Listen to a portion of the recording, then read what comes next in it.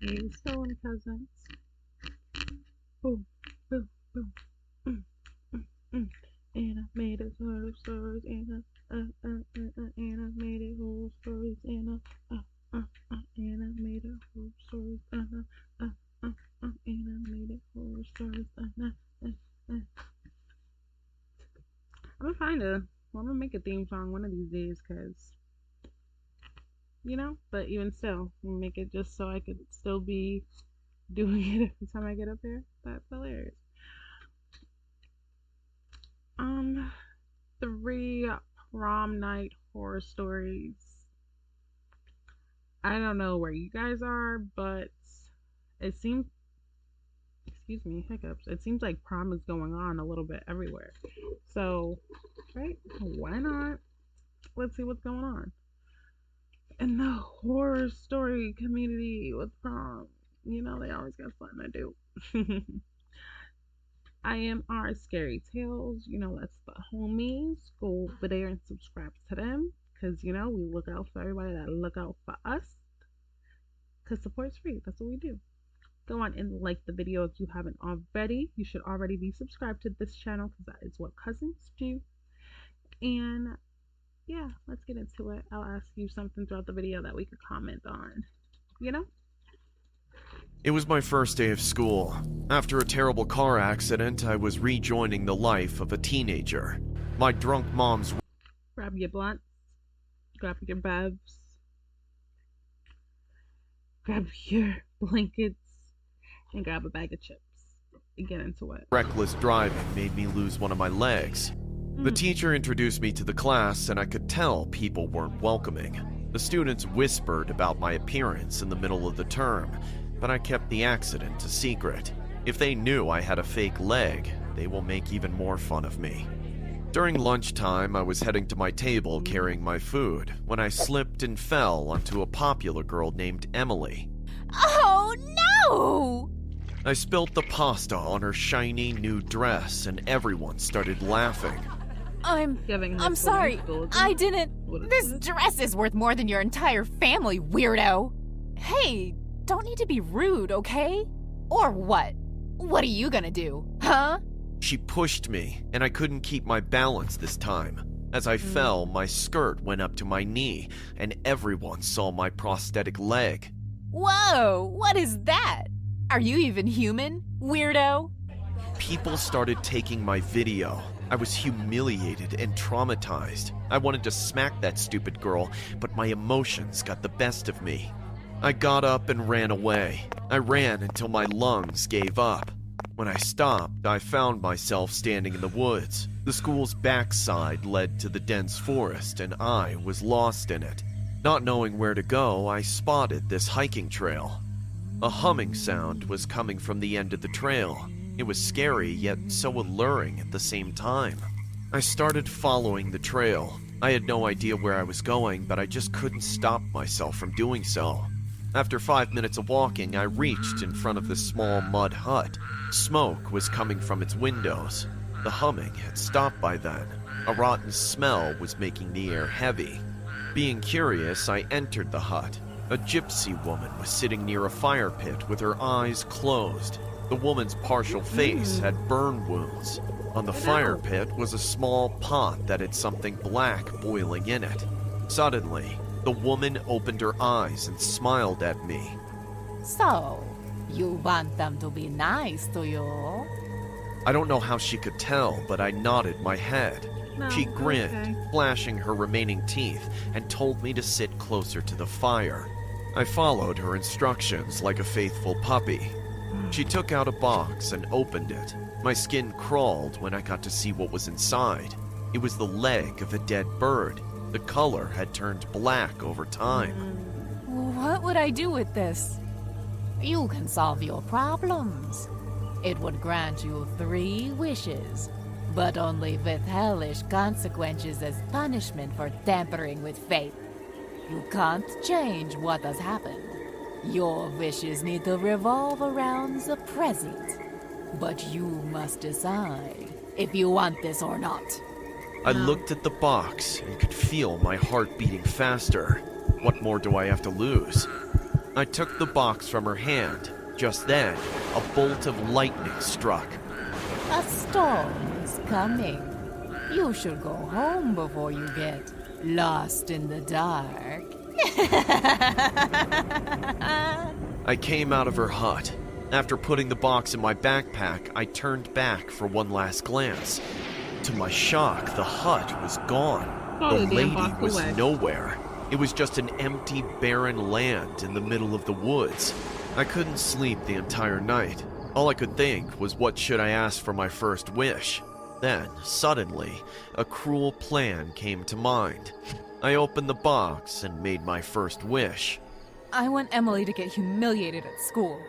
The next day, we were all sitting in our art class when Emily started behaving crazily. She picked up a scissor and began cutting her hair while laughing like a psycho.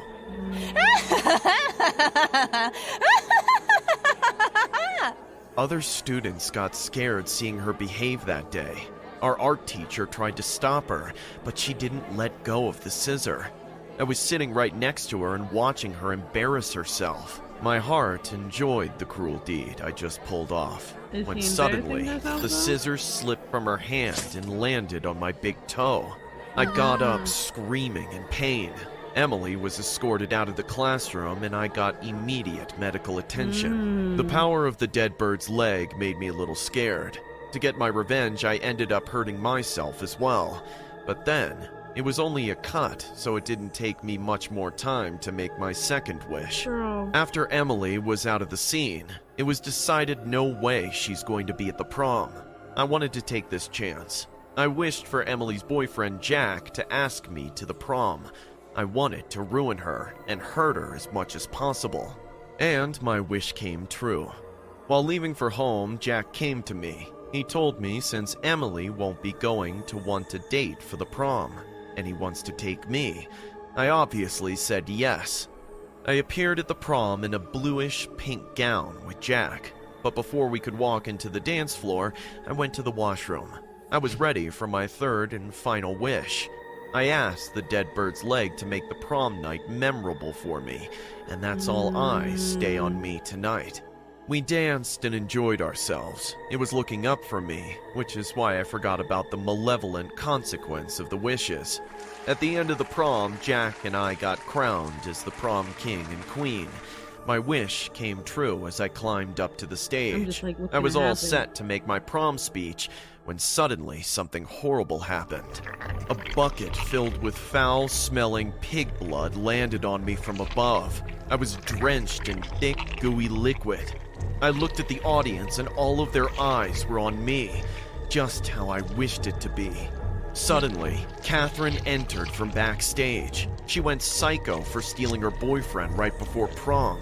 It was she who tied the bucket above my head and was waiting for the right opportunity. That's when my head snapped. I jumped on Catherine with my prom queen trophy and began hitting her on the head with it. People were trying to separate us, but I didn't stop. Instead, Catherine's heart stopped beating. My life got ruined, and now I'm waiting on death row. Every night, I wake up screaming to these nightmares where I see a dead bird's leg sitting on my face and scorching my skin with its sharp nails. Hey guys, I hope you're enjoying the video. If so, please leave a like. And also, a small percentage of people that watch my videos are actually subscribed. If you want to support this channel and make this channel reach the 1 million mark, please consider subscribing. It's free and you can change your mind later. Enjoy. Hey, my name's Richard. I was always one of the most popular kids in school. People were always coming up to me and trying to get close to me. Anyone who hung out with me automatically became more popular.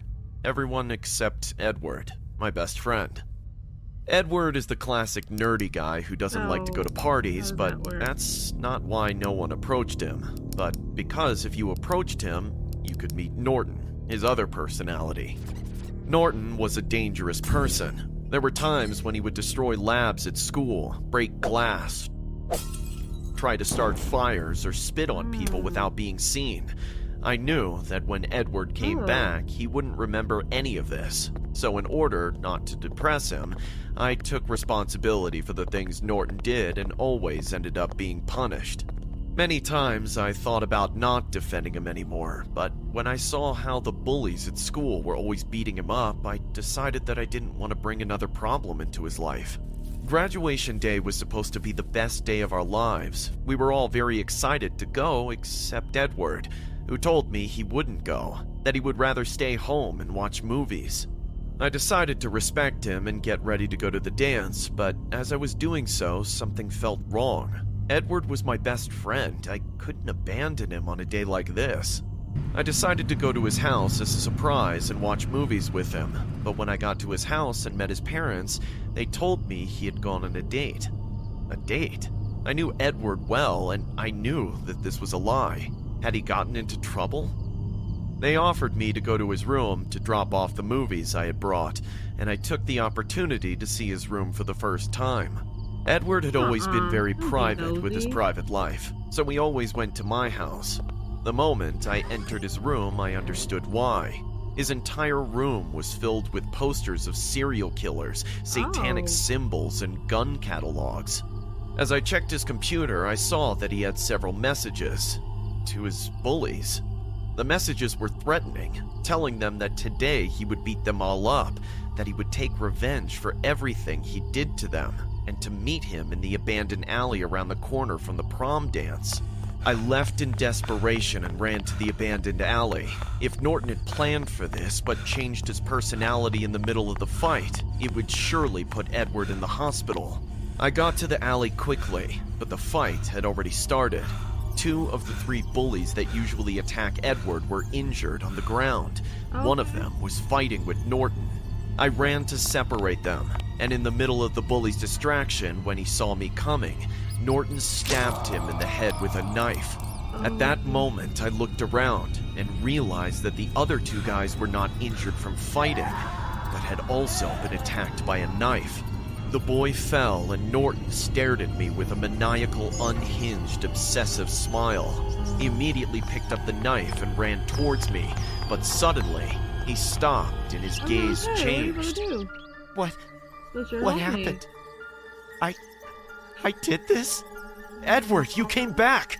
No, I couldn't have done this. Richard, my life is over. I'll never go to college. I'll never find a cure for my illness. I will never get help. I've ruined everything. At that moment, a thought crossed my mind. Edward was a good person. He didn't deserve this. These guys tortured him all the way through high school. Now that they're dead, Norton probably wouldn't come back, and nobody would bully him at the university. Edward, I'll take the blame. What? I can't let you do that! Listen to me. I'm useless. I have no future. I'm not going to college, and I'm not as smart as you.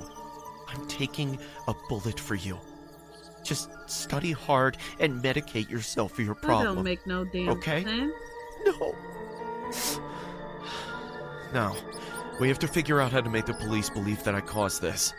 Maybe I have a good alibi. I told my parents I was going on a date. You're right. That will work. I can tell them that you met these men and I defended you. Yeah, good idea. At that moment, something went through my head very quickly. Something was wrong. Hey, Edward? This was all planned by Norton, didn't he? Yeah, I suddenly appeared here. I don't remember anything. So how do you know you told your parents you were going on a date? I didn't say it. It was Norton. But you don't remember when Norton takes over you. Edward's face was in a state of pure shock. I'd never seen him choke so hard on his own words. There was something he wasn't telling me. Edward, I don't know if it's a good idea for me to cover you. If you have a disease, you should take responsibility for it. Suddenly, Edward lunged at me with the knife. I managed to dodge him, but he cut off a part of my arm. You know, you were a great help all through high school. But now, you're even more useful to me dead. Norton? You were pretending to be Edward? You are so innocent. What do you mean? Kid, I never had multiple personality disorder. You mean there was never a Norton? No, silly. The one who never existed was Edward. With all of his strength, he attacked me with the knife, but I managed to get my hand through at the right moment. I pushed him and tried to get away, but in one leap, he struck the knife in my calf and I fell. I was at the mercy of Norton sticking a knife in my back and killing me. But suddenly, one of the bullies who had been wounded rammed him, threw himself on top of him, and choked him to death while yelling at me to call the police. Terrified and in pain, I called as fast as I could, and within minutes, 2 police cars and an ambulance arrived. The boy who saved me almost bled to death but survived. His testimony was the only thing that saved me from going to jail. After that, I decided that I would trust myself more, and in only 4 years, I became a lawyer. When I remember Edward, I got goosebumps. Who knows what that psycho would have done if he had stayed alive. My name is Steven. I don't have much time left, but I want to get this story out there so anyone can read it online. Just don't ignore the rotting smell. I'm not sure how many of them are out there. It was only yesterday that I was preparing for prom, my date soon to be by my side. I drove along the empty road, excitement filling my veins, until I pulled up in front of Sarah's house. She was the girl I had been crushing on since freshman year, and I was eager to take her to the prom. Sarah, you look amazing. Thanks, Steven. We hugged and chatted as we drove off towards the prom venue, but there was something that I couldn't shake, a foul odor lingering in the air. Ew, What's that stinks. strange smell? I don't know. Let's just roll the windows down, And so, Nah, as we girl, arrived you at the stink. prom, I led her to the dance floor, where we proceeded to enjoy our night. Everything seemed perfect, until the lights suddenly went out. Sarah? Sarah, where are you? I couldn't seem to find her anywhere. I was reaching out in front of myself, groping along the floor, till I felt someone lying there. Hey, who's there? Are you okay? And with a click, the lights came back on. I recoiled, my face wrinkled in disgust and horror. 2 dead bodies were lying on the floor in front of me, and chaos broke out. Kids were screaming and yelling, but my mind instantly went to Sarah. Where was she? I had to find her. So I ran out the doors and toward the forest behind the prom venue. As I ran, I heard a faint voice calling out my name. Steven! Steven, come help me! It was Sarah, so I ran What? faster. When I reached her, I saw that she was standing in the middle of a large circle of candles. I stepped into the circle. Sarah, what are you doing here? Boy. What are these candles for? We have to get back. There are dead bodies. Steven, come closer. Closer? What do you mean? We need to get out of here. As I stepped forward, however, she grabbed her face and pulled. It was then I saw the disgusting sight underneath. Rotting and dead, the skin which had covered her rotting flesh easily slid off, and I was faced with her rotting and mangled corpse. The worst part, however, was that she was still moving. What the heck?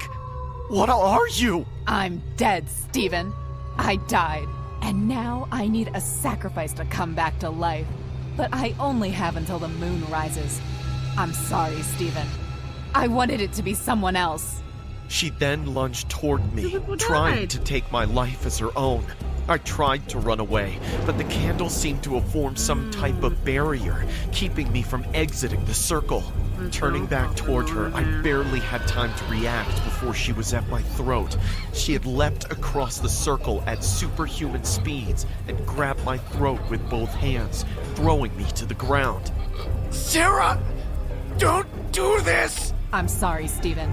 I can't die. You understand, don't you? She began to chant, her voice echoing through the clearing.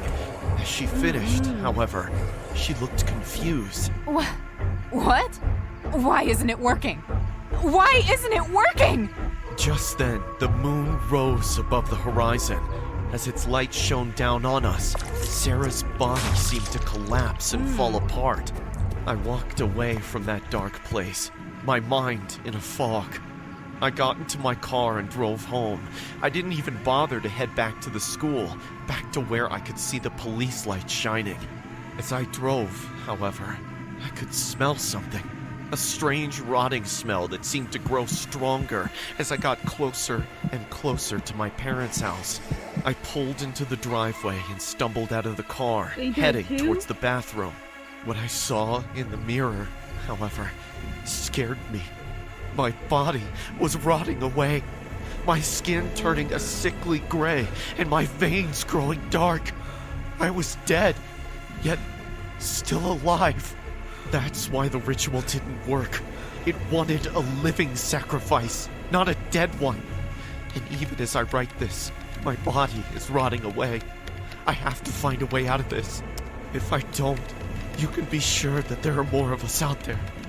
So please, if you find yourself in a similar situation, don't ignore the rotting smell.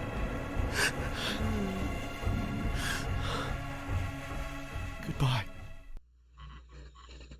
West West. And the good one in there is the second one. Nothing wrong with, a little mild video. But again, thank you guys for joining me. I love you. Don't forget to like, comment, and if you haven't already, subscribe if you want to. Ooh, excuse me. If you want to, you can share with someone else. Share with someone else that you know like horror stories. And on that note,